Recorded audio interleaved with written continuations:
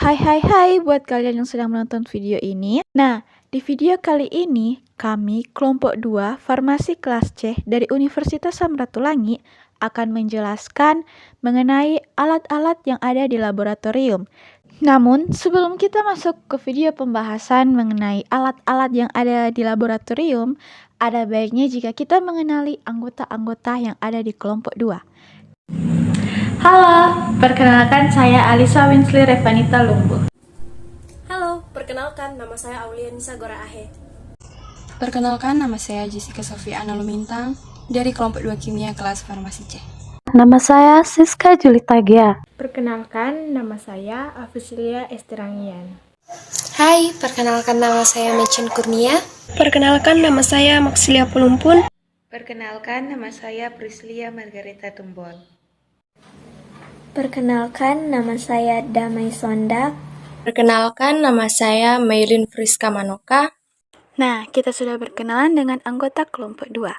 Jadi langsung saja mari kita langsung pada pembahasan video kita saat ini mengenai alat-alat yang ada di laboratorium.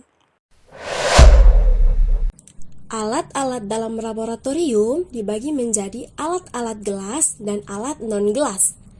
Yang dimaksud dengan alat gelas laboratorium adalah semua alat laboratorium yang terbuat dari kaca yang digunakan dalam percobaan ilmiah.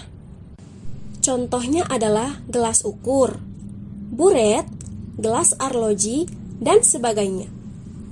Alat yang digunakan harus dalam keadaan bersih ya.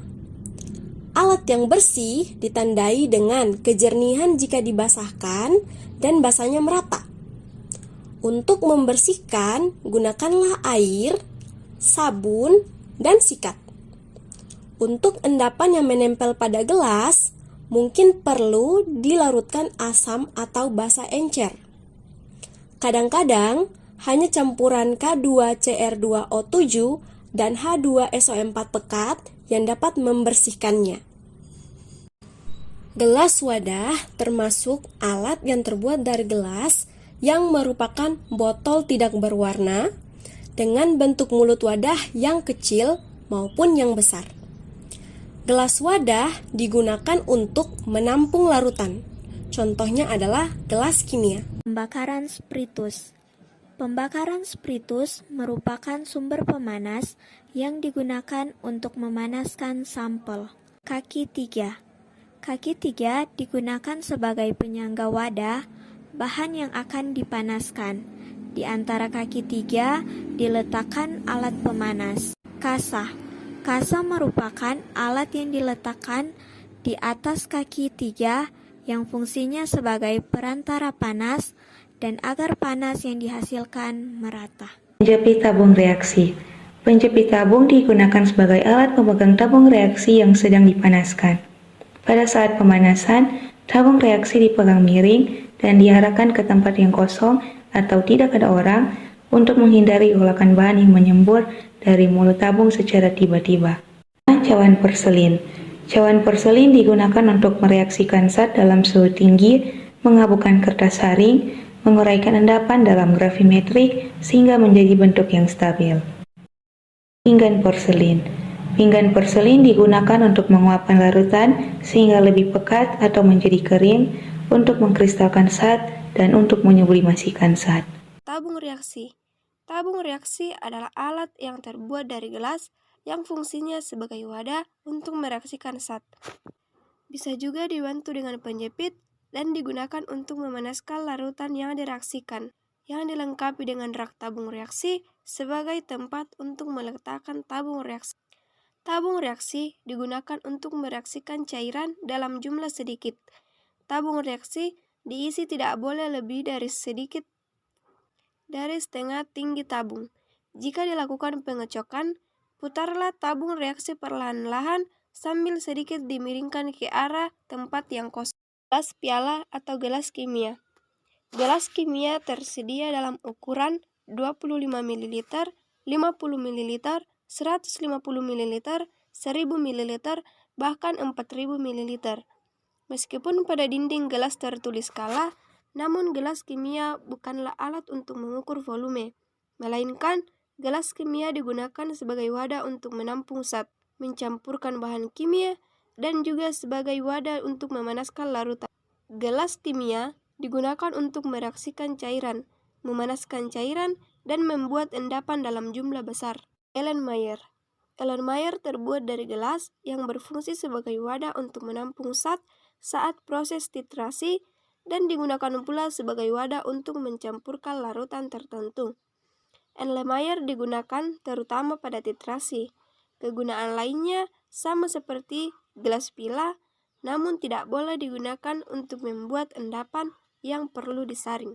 Gelas ukur. Kapasitas kas dari gelas sedang. Pipet ukur.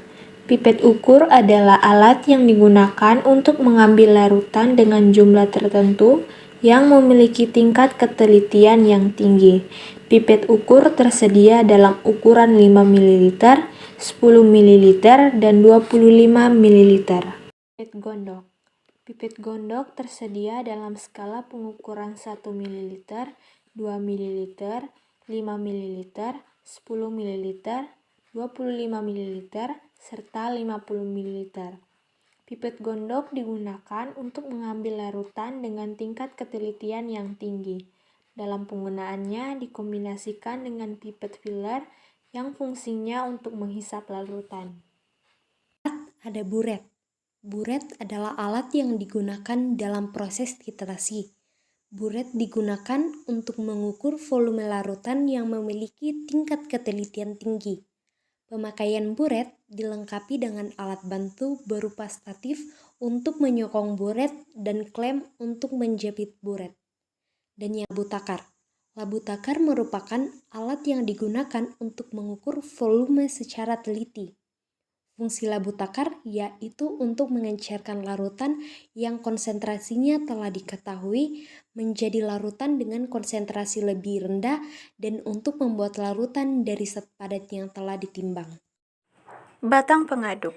Batang pengaduk digunakan untuk mengaduk sebagai alat perantara sewaktu memindahkan cairan ke wadah yang lain dan membantu untuk membersihkan endapan pada dinding-dinding wadah. Apa itu gelas arloji? Gelas arloji atau kaca arloji adalah alat laboratorium yang memiliki bentuk seperti piring kecil. Sesuai namanya, kaca arloji terbuat dari bahan kaca dan masuk ke dalam klasifikasi alat gelas laboratorium. Gelas arloji terbuat dari bahan kaca tipis yang sangat mudah sekali untuk pecah.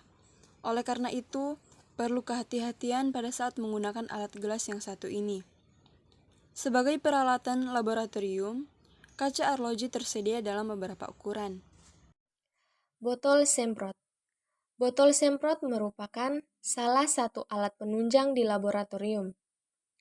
Botol ini memiliki kegunaan yang sangat banyak dalam membantu proses pengujian dan analisa di laboratorium. Botol semprot ini memiliki bentuk layaknya botol biasa yang sering kita lihat. Hanya saja, tutup dari botol ini memiliki selang yang digunakan untuk mengeluarkan cairan dari dalam. Seperti alat lab lainnya, ukuran botol semprot ini juga cukup beragam, mulai dari ukuran kecil, sedang, dan besar. Botol semprot biasanya terbuat dari bahan plastik yang sangat elastis atau mudah ditekan. Hal ini dimaksudkan untuk memudahkan penggunanya dalam mengeluarkan cairan yang ada di dalam botol. Corong. Corong adalah sebuah benda berbentuk kerucut dengan bentuk lubang di ujung benda yang lebar dan lubang sempit dan panjang di ujung lainnya. Corong digunakan untuk menolong memasukkan cairan ke dalam botol yang bermulut kecil, buret, dan lain-lain. Juga untuk menyaring endapan dengan kertas saring. pH meter. pH meter adalah alat yang digunakan untuk mengukur tingkat asam basa suatu larutan. Alat ini digunakan di laboratorium untuk mengukur derajat keasaman suatu larutan. Apakah larutan tersebut tergolong asam, basa, atau netral. Sementara itu, dalam hal ini pH adalah suatu satuan ukur yang menguraikan derajat tingkat kadar keasaman atau kadar alkali dari suatu larutan. Unit pH diukur pada skala 0 sampai 14. Neraca. Neraca atau juga yang disebut dengan timbangan. Neraca adalah alat yang dipakai dalam melakukan pengukuran massa suatu benda. Eksikator. Eksikator merupakan alat laboratorium yang gunanya untuk mengeringkan kadar air dari suatu bahan. Hai, terima kasih sudah menonton video ini. Kami mohon maaf jika ada salah dalam penyampaian informasi kami mengenai alat-alat laboratorium. Sampai jumpa di video selanjutnya. Terima kasih.